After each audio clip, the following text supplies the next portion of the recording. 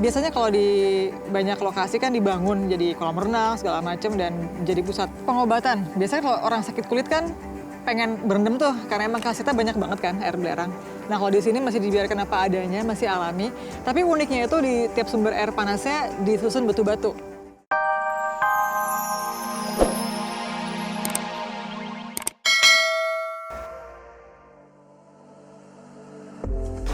Iya, saya diajar sama yang namanya Mansur, dia local spearfisher.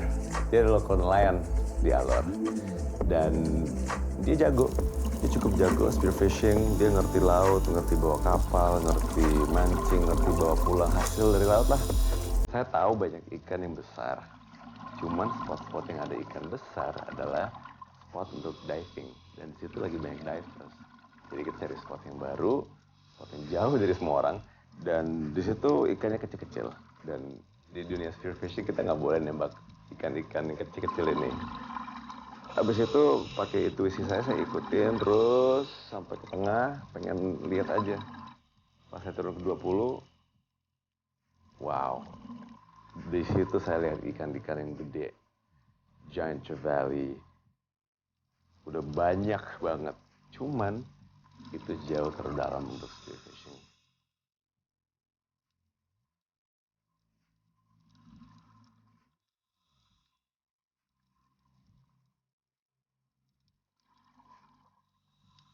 Banyak orang berpikir karena itu senjata, itu jahat ke alam, itu merusakin habitat ini itu. Cuman spearfishing adalah mancing yang paling tanggung jawab dan paling fair yang kita bisa lakuin.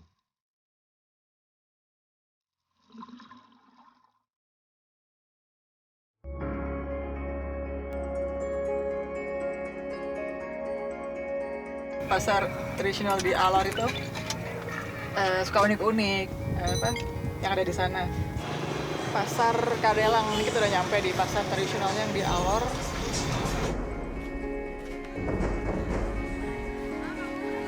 Ini berapa satu? Aku beli 3 ya? Pengalaman waktu ke pasar tradisional Kadelang ya. Habis keliling-keliling, belanja-belanji gitu ya. Nah, baru perhatikan, kok di pasar itu ibu-ibu itu pada necis, pada modis gitu. Dengan tas-tas belanjaan mereka yang warna-warni di tenteng gede kan, tasnya kelihatan banget dari jauh. Jadi sebenarnya ibu-ibu itu tuh mereka udah punya kebiasaan yang baik gitu. Mereka tuh nggak harus tergantung dengan plastik. Nih, daun kelor nih. Ini kalau misalnya di NTT tuh lagi lumayan digalakkan buat mengkonsumsi daun kelor, terutama di Alor. Dan ada fakta menarik ya, kalau misalnya di Alor tuh di tempat-tempat kayak di Moru gitu-gitu, yang lumayan terpencil, mereka tuh kasus kena kankernya sangat kecil. Oh ya, ada antioksidannya juga, terus beta-karotin, vitamin C juga. Jadi apa ya, banyak hal-hal yang sederhana yang mungkin kita remehin, yang harganya tuh nggak mahal, mudah didapat, tapi khasiatnya tuh luar biasa seperti ini. Makanya kita ya nggak ada salahnya kalau kita ekspor Indonesia dan kita jaga juga supaya yang kayak gini-gini tuh tetap dilestarikan.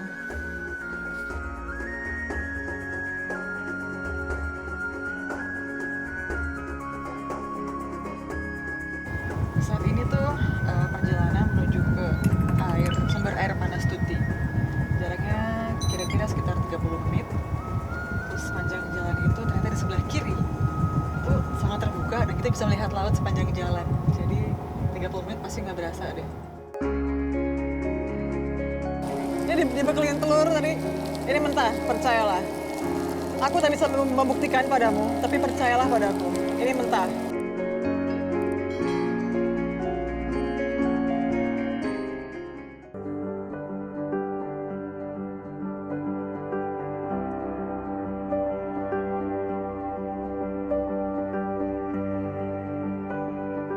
Saat ini tuh perjalanan menuju ke sumber air panas Tuti. Jaraknya kira-kira sekitar 30 menit. Terus sepanjang jalan itu ternyata di sebelah kiri itu sangat terbuka dan kita bisa melihat laut sepanjang jalan. Jadi 30 menit pasti nggak berasa deh.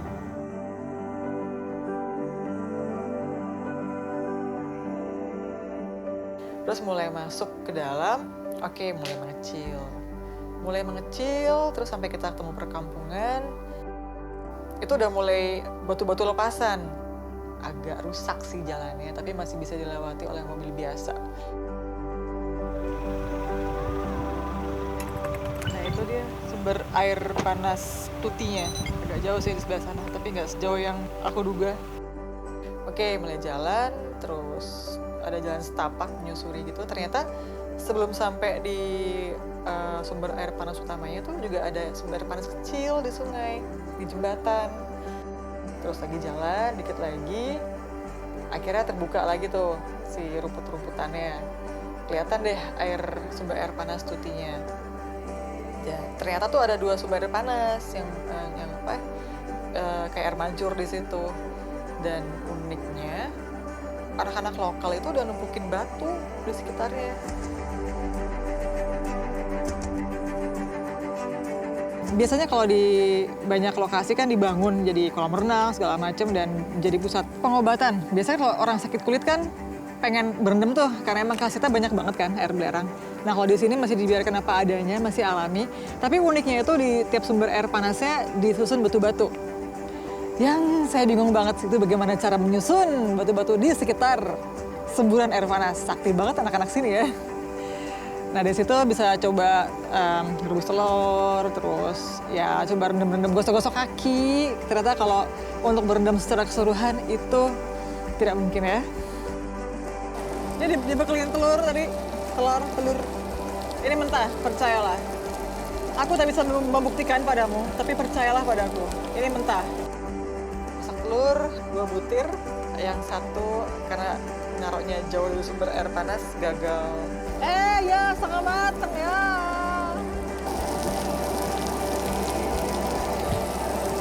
Mateng sih saudara-saudara.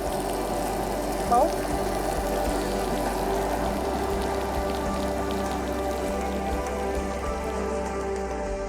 Ya abis dari sini mau lanjut ke lokasi berikutnya. Keep watching karena kita bakalan explore dan jaga Indonesia.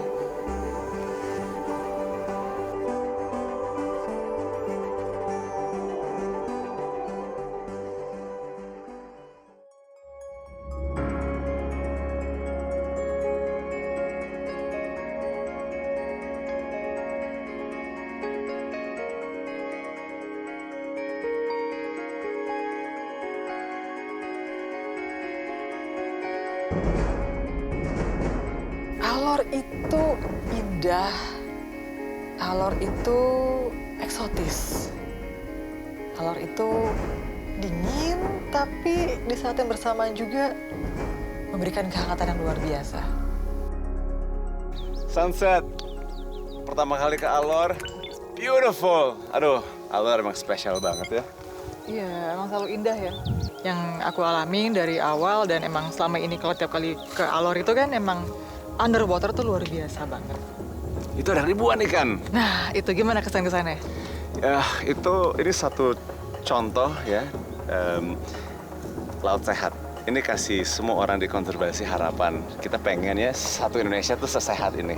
Dan aku juga impressed ya dengan cara nelayan lokal mancing pakai bubu, kandang bubu itu sih satu contoh yang luar biasa, yang paling tanggung jawab, paling responsible, sustainable fishing. Itu udah turun-menurun. Banyak sih yang teknik mancing, kemarin aku pakai layangan untuk mancing untuk nyari tuna, itu turun-menurun juga.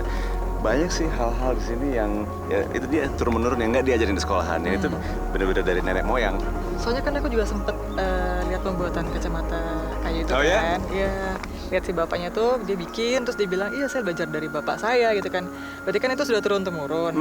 Berarti kan dari zaman dulu sebenarnya anak-anak Alor itu mereka udah tahu ternyata apa yang ada di bawah itu kan.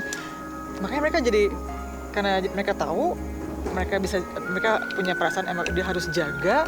Mereka sayang sama rumah mereka dengan terumbu-terumbu karang dan ikan-ikan itu luar biasa banget ya dampaknya ya. Terus lihat baju kayu, cara mancing, ada teknik-teknik untuk Jepang, aduh, macam-macam banget ya. Ini originalnya Indonesia, dan itu penting untuk kita bisa datang dan liputin ini semua karena ya kita harus melestarikan semua ya, itu semua. Jadi